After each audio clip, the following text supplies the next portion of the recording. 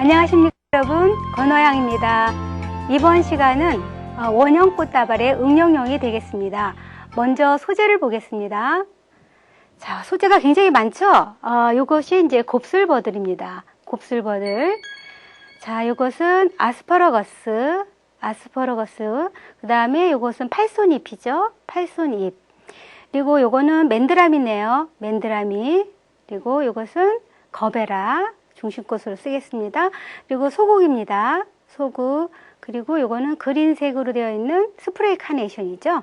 스프레이 카네이션. 그리고 솔리다스타.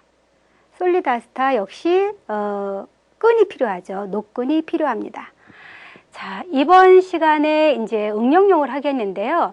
주로 이제 시험에 나올 만한 그러한 그 소재를 준비를 했기 때문에 가장 보편화되어 있는 그리고 구하기도 쉬운 곱슬버들로 준비를 했습니다. 우선은 응용형의 그 형태는 뭐냐면 우리가 지난번에 배웠던 그 기본형 사방하였서는 나선형으로 돌려서 원형을 외형으로 만들었는데요. 제가 응용형은 여러 가지로 할 수 있지만 요즘에는 유러피안 스타일에서 우리가 프레임 짜는 것을 많이 하죠. 그리고 그동안에 우리가 그 기능사 시험이나 이런 곳에 그 구조물 짜는 것이 또 많이 나왔습니다. 그래서 여러분들이 또 만드는 법도 궁금해 하실 거 해서 준비를 했는데요. 구조물은 이런 형태가 되겠습니다. 이런 형태인데 여러분들한테 시연을 해드리기 위해서 자, 우선은 곱슬버들을 가지고 구조물을 짜야 되겠죠. 구조물을 짜서 좋은 점은 뭐냐면 일단은 이 형태가 먼저 완성이 되기 때문에 거기 안에다가 꽃을 집어넣기만 하면 됩니다. 구조물 짜는데 물론 시간은 좀 걸리겠죠. 자, 이런 식으로 꽃자발을 구조물을 만들 수 있는 그 원형을 만들 수 있는 소재는 부드러운 소재가 나오기 마련인데요. 달의 덩쿨이나 이러한 그 곱슬버들이나 말채나 이러한 종류가 나오겠죠. 그러면 처음에 하실 수 있는 게 뭐냐면 저는 여기에서 시간이 걸리니까 좀 이렇게 유연하게 한 다음에 우선은 그 국가고시에는 항상 지름이 몇 센치, 뭐 이렇게 폭이 몇이라든지 그런 사이즈가 나오게 마련이에요. 그래서 거기에서 주어진 대로 만약에 지름이 40cm다, 30cm다 그러면 거기에 맞춰서 우선은 원형의 지름을 만드는 게 첫 번째죠. 자, 이런 식으로 저는 이제 조그맣게 여기 앞이니까 큰 거는 못 해보고요. 만드는 방법만 가르쳐 드리기 위해서 예를 들면 이런 식으로 지름이 정해진 대로 약 요거는 15cm 정도 되겠습니다. 그래서 이런 식으로 먼저 한 그러한 지름을 먼저 설정을 해 놓으시고요. 자, 그런 다음에 무엇을 또 먼저 하느냐면 여기에 보시면 구조물을 이렇게 원을 지금 만들었죠. 만든 다음에 이 철사를 이제 손을 잡아야 되기 때문에 핸들을 잡아야 되기 때문에 이렇게 묶을 자리를 만들어 놔야 돼요. 그래서 여기서 뭐 삼각형으로 해도 되고 하지만 지금 저는 여기서 우물정자로다가 이제 이렇게 표현이 됐는데 보이시죠? 요거를 먼저 해 놓습니다. 밑판을. 그렇게 되면 이런 줄기를 잘라서 예를 들면 요렇게 묶어서 판을 먼저 해 놓습니다. 시간 관계상 해 놓지는 않겠습니다. 이렇게 하신 다음에 밑판이 형성이 되면 위에 이제 부드러운 소재를 가지고 이렇게 마사지를 해 주신 다음에 이제 연결을 하는 건데요.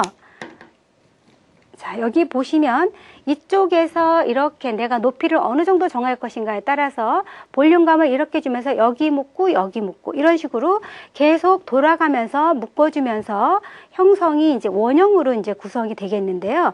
지금 여러분이 하는 방법은 간단하게 설명을 드렸고요. 제가 요거로 대신하겠습니다. 그러면 형태가 이렇게 만들어지죠. 지금 보시면 요거 만드는 시간이 약 여러분들에서 그 시험 볼 때 보면 핸드타이드 시간이 40분밖에 안 되기 때문에 10분 정도에 이것을 완성을 시켜야 됩니다. 늦어도 20분까지는 완성을 완벽하게 해주셔야 되거든요. 그래서 이것은 많은 그 훈련을 통해서 여러분이 연습을 통해서 시간을 단축하실 수가 있는데 여기에 중요한 점은 뭐냐면 그 지름을 몇 cm로 할 것인가 요구 사항에 맞춰주시고 그 다음에 이것을 위에서 이렇게 형태를 외형을 먼저 만들 때 굵은 가지가 들어가고 잔가지가 들어가고 그러는데 이런 느낌이 서로 입체감이 나게, 그러니까 투명하게 속도 보이고 겉에도 보이면서 그런 질감이, 라인이, 이러한 선이 들어간 게 다 보일 수 있도록 짜는 것이 이제 잘 짠 그 틀이라고 볼 수 있겠죠. 잘 짜놨으면 그 다음에 손잡이가 필요하죠. 여기에 보면 우리가 보면 자연 줄기는 그대로 나선형으로 돌려서 그 형태의 줄기가 나왔지만 이런 구조물이 있을 때는 무겁잖아요. 그러면 놓치기 쉽기 때문에 바로 꽃을 넣고도 할 수는 있습니다. 하지만 초보자들은 굉장히 힘들죠. 그래서 여기에서 보통 철사를 이렇게 연결을 해서 중심점에 얘를 수직으로 놓게 되죠. 이런 식으로. 그래서 이것은 일반적인 철사로 할 수도 있고요. 일반 철사가 이제 그린색이 아니면 프로라 테이프를 이렇게 말아서 놨다가 이렇게 쓰기도 합니다. 깔끔하죠. 그래서 손뼉에서 어느 정도 빽 있으면 거기서 잘라주시는 게 좋습니다. 미리. 왜 그러냐면 이제 나중에 자르려면 이것 때문에 굉장히 시간이 오래 걸리고 이 바깥에는 이제 자연줄기가 있을 거 아니에요. 그러니까 이것 자르기 바쁜데 속에 있는 게 잘라지지 않으면 시간은 다 되고 굉장히 절절맵니다. 그래서 미리 반드시 이것까지 잘라 놓으시고 이제 제작을 해 주시기 바랍니다. 자, 이런 식으로 해서 손잡이가 이렇게 됐죠. 자, 이렇게 됐으면 이제 이 많은 소재를 어떻게 적절하게 배열을 하는가 이제부터 해보겠습니다.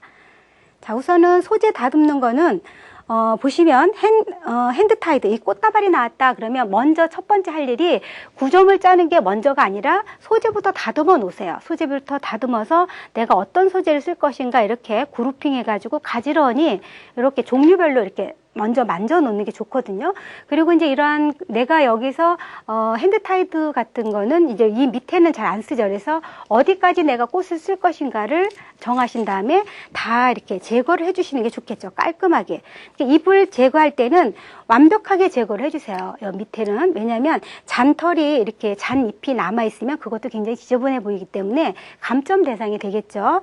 그래서 다듬 때 완전히 잔잎이 하나도 안 남도록 깨끗하게 다듬을 것 주의사항입니다.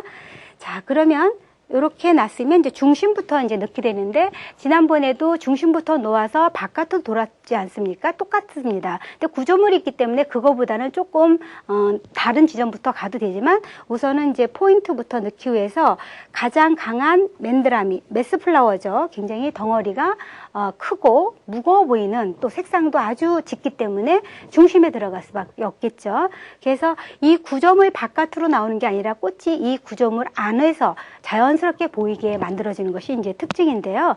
이렇게 해서 그 안쪽으로 중심의 0도, 그 다음에 그 옆에 이렇게 서로 보완하면서 포인트를 만들어 갑니다. 포컬 그룹을. 자, 여기서 배열하는 법은 또 어떻게 됐을까요? 자, 여기를 보시면 밑 줄기가 또 나선형으로 이렇게 되는 걸 볼 수가 있습니다. 그쵸? 벌어지죠, 여기서. 예, 벌어지죠? 이렇게 해서 수직으로 가는 게 아니라 나선형으로 간다는 거 잊지 마시고요. 자, 여기서부터 이제 천천히 여러분들이 내가 이제 중심점에서 어떻게 색상을 넣으면서 연결할 것인가 하면서 이렇게 넣으면 되겠습니다. 자, 다음은 여기가 너무 보여지기 때문에 여기 보면 솔리다스타를 가지고 먼저 잔잔하게 속박이용으로 먼저 채워 넣습니다. 이런 것들을 나중에 넣으려면은 굉장히 힘들어요. 그래서 미리 속에 넣을 부분들을 밑받침처럼 먼저 넣기 시작을 합니다. 그리고 위에서도 조금 이렇게 공간미가 있도록 위로도 가벼운 꽃은 좀 위로 올려주시고요. 안쪽부터 채워서 아래까지 밑소재까지 연결이 될 수 있도록 표현해 주시고요.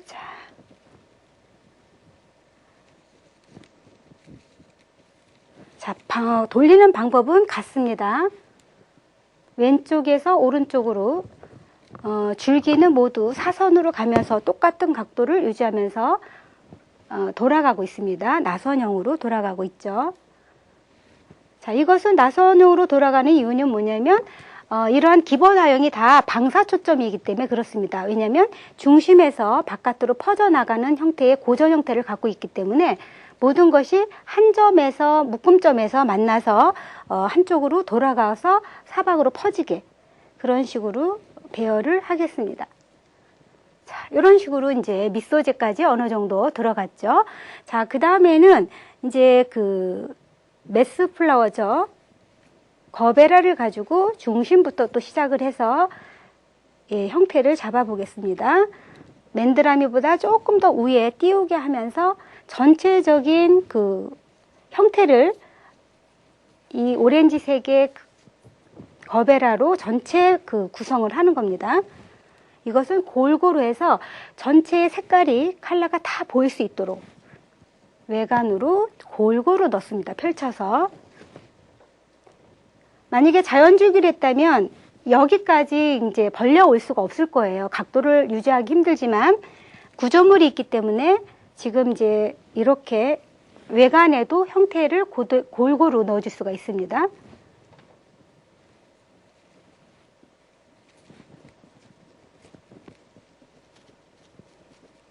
자, 여기서도 똑같은 높이로 하지 마시고요. 그 안에서도 높낮이를 달리하면서 예, 해줄 수가 있습니다.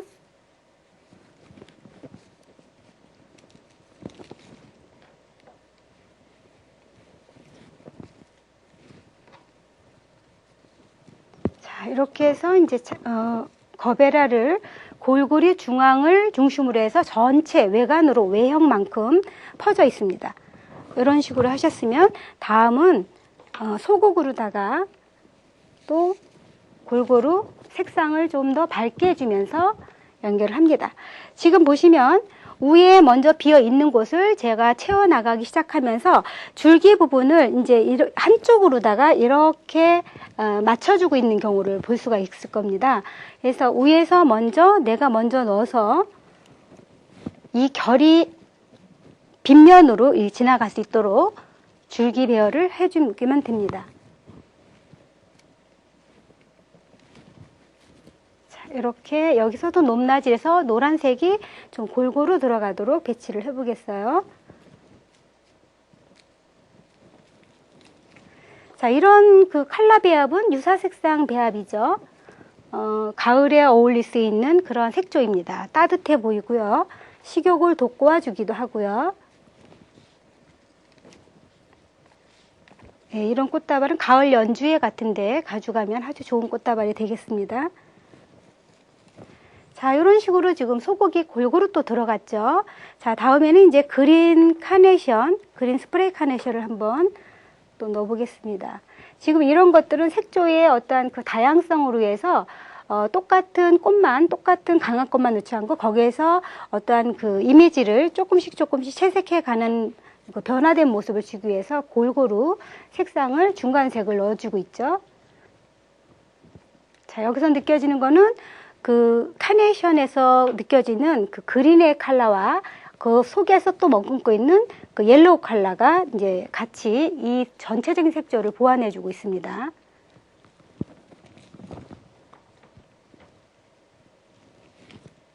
자, 응용용을 여러분들이 만약에 이제 시험에 나온다면 조형성에서 많이 볼 것 같습니다. 채점이 색상을 어느 정도 잘 맞췄는지, 그리고 리듬감을 얼마만큼 있는지, 이러한 조화 면에서 좀 기본보다는 조금 더 높은 차원의 그 채점감이 되겠죠.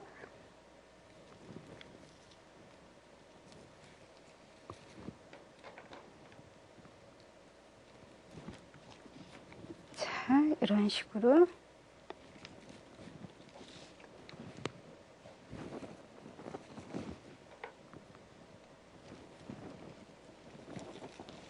그리고 이제 여기에 보면 밑에는 어떻게 하시냐면 바인딩 포인트가 너무 손잡이 부분이 위에서 프레임하고 밑면에서 바로 붙어서 있어야 됩니다. 너무나 바인딩 포인트가 밑점으로 있으면 안 되거든요. 그리고 외형의 꽃들이 다들 있어서 형태가 완벽하게 반구형이나 원형을 이루어야 되겠죠. 가운데만 있고 외형이 없지 않도록 예, 그대로 집어넣습니다. 나머지는 이제 보완을 해 주시고요. 솔리다스타나 남은 소재를 가지고 이제 보완을 하면 되겠습니다. 자, 여기까지 됐고요. 그 다음에는 이제 아스파라거스를 넣겠습니다. 아스파라거스는 전체적으로 이제 어디 비어 있는 부분에 이제 감추는 그런 역할도 해주고요. 그 다음에 전체적인 느낌을 좀 더 부드럽게 해주기 위해서 위에 이렇게 연결해서 그 율동감을 줄 수 있게 표현을 해주죠.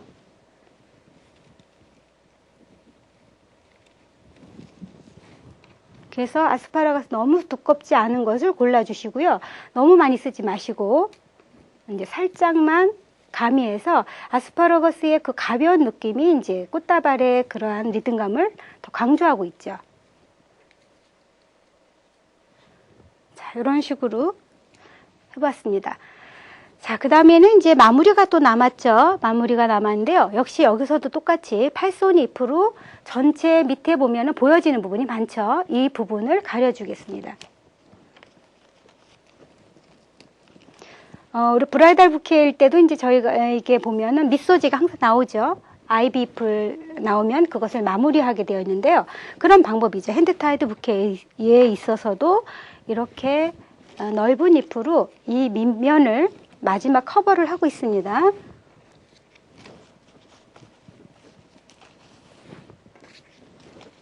자, 이렇게 해서 또 완벽하게 뒷면을 보실까요? 이런 식으로 완벽하게 전체를 잔 잎이 보이지 않도록 완벽하게 고정을 해주시고요. 자, 이제 묶겠습니다. 역시 묶는 법은 똑같이.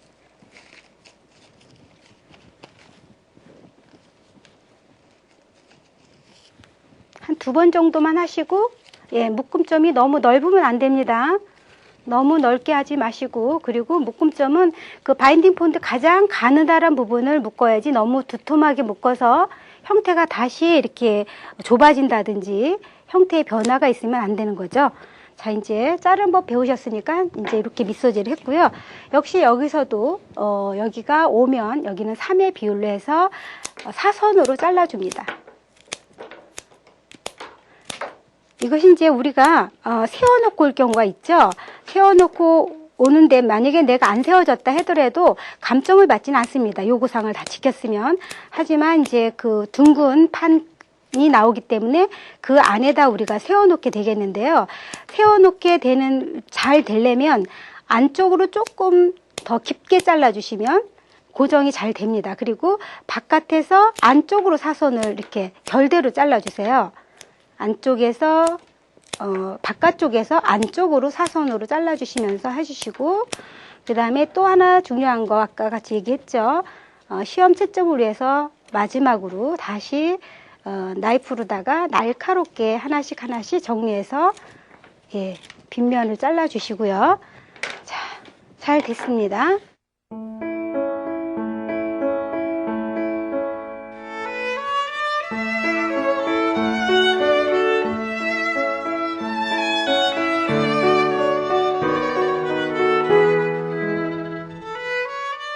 자, 여러분 또 오늘도 이렇게 응용용에 대해서 했는데 어떠셨습니까? 좀 어렵긴 하죠. 하지만 여러분들이 이것을 잘 보시고 따라해 보시면 굉장히 좋은 꽃다발이 나올 거라 생각합니다. 여기서 합격 포인트입니다. 우선은 이런 구조물을 이용한 꽃다발을 했을 때 중요한 게 뭐냐면 구조물 안에 꽃을 많이 집어넣잖아요. 그런데 거기에서 뭉쳐 있어서 서로가 안 보이면 안 되죠. 그래서 투명성이 굉장히 강조가 돼야 되는데 보면은 이렇게 보시면 구조물 안에 꽃이 들어가면서 어느 정도의 공간이 지금 보이거든요. 이렇게 보면 손이 들어갈 정도의 어떤 공간이 나뭇가지 밑에 공간이 남아 있어요. 그런 식으로 하면서 지금 아스파라거스나 이런 걸 덮어 있으면서도 속 재질의 그 라인과 어떤 형태의 꽃들 아니면 보조의 꽃들이 하나하나 엉키지 않고 다 이렇게 살아있는 걸 볼 수가 있고요. 만약에 내가 이것을 흔들어 봤을 때 이렇게 리듬감이 움직임이 있는 꽃꽂이가 잘 된 꽃꽂이입니다. 너무 딱딱하지 않게 하는 게 중요하고요. 그 다음에 밑가림 역시 잘 해야 되고요. 이것이 나선형으로 잘 가야 되고 묶음점이 단단해야 되고요. 이런 것들이 꽃다발을 할 때 굉장히 중요한 점이라고 볼 수가 있고요. 이 구조물 바깥으로 너무 많은 꽃들이 튀어나가지 않도록 조심해 주시면 그런 것이 이제 유의사항이라고 볼 수가 있겠습니다. 여러분 어떠셨습니까? 오늘도 꽃다발에 대해서 공부를 했는데 다음 시간에도 다른 형태의 꽃다발을 배우는 시간이 되겠습니다. 감사합니다.